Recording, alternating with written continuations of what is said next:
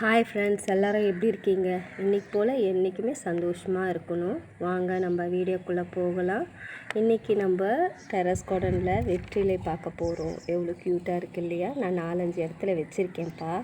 அதுக்கப்புறமா கொஞ்சம் செம்மண்ணை போட்டு சின்ன தொட்டியில் தான் வளர்த்தேன். 4-5 வருஷம் 100 ருபீஸ் 80 ருபீஸ்ன்னு கொடுத்து வாங்கினேன். செத்து போச்சு.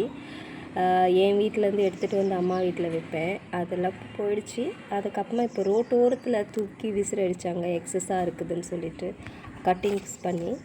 அந்த கட்டிங்கில் ஒரு 4-5 கட்டிங் எடுத்துகிட்டு வந்து நான் வச்சேன். இது இப்போ கொஞ்சம் நல்லா க்ரோத் ஆகுது. கொஞ்சம் நெல்பாங்க, கொஞ்சம் வெயிலும் இருக்கிற மாதிரி வச்சோம்னா நல்லா வருது. அதே மாதிரி செம்மண் கலவை இதுக்கு இம்பார்ட்டண்ட்டாக கொஞ்சம் ஈரப்பதமும் வேணும். அப்படி இருந்தால் தான் கொஞ்சம் சீக்கிரமாக க்ரோத் ஆகும் உங்களுக்கு. அதுக்கப்புறமா இதோட யூசஸ் ரொம்ப இருக்குப்பா. நம்ம பார்க்கலாமா? ஒரு சில இது மட்டும் பார்க்கலாம்.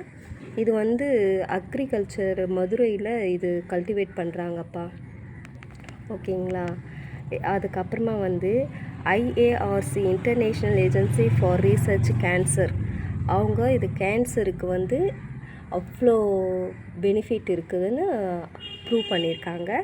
அதுக்கப்புறமா வெற்றிலையில் ஆயில் எடுக்கிறாங்க.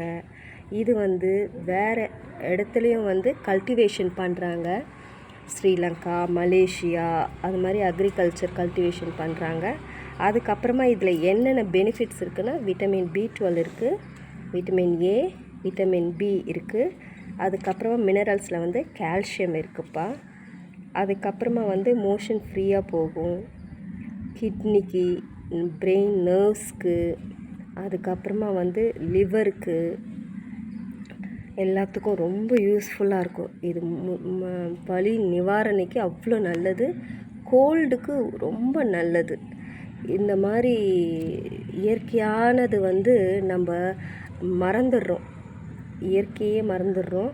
நம்ம எல்லாமே இப்போ ரெடிமேடாக போக ஆரம்பிச்சிட்டதுனால ஒவ்வொரு மருத்துவ குணமும் தெரியல.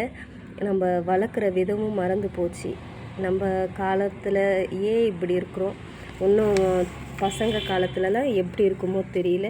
அதனால் ஒவ்வொரு மருத்துவ குணங்களும் சொல்லிக் கொடுங்க.